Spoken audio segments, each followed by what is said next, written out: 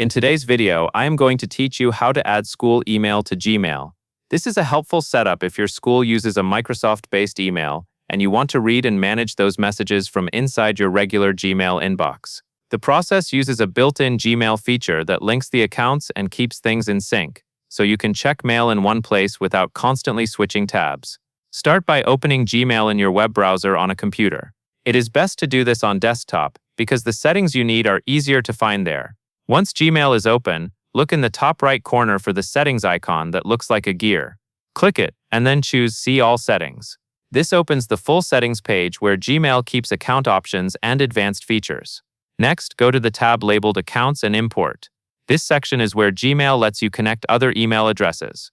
Find the area that says Check Mail from Other Accounts, and then click Add a Mail Account. A small window or pop-up will appear to guide you through the connection process.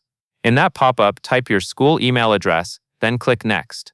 Make sure you enter the full address exactly as your school provides it, including the part after the @ symbol, because Gmail uses that to detect the correct sign-in method. After you click Next, you will be given an option for how to connect.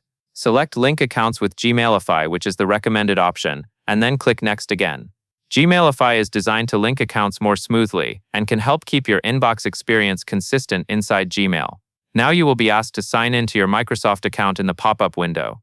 Enter the login details for your school email account and complete any prompts your school requires, such as verification steps.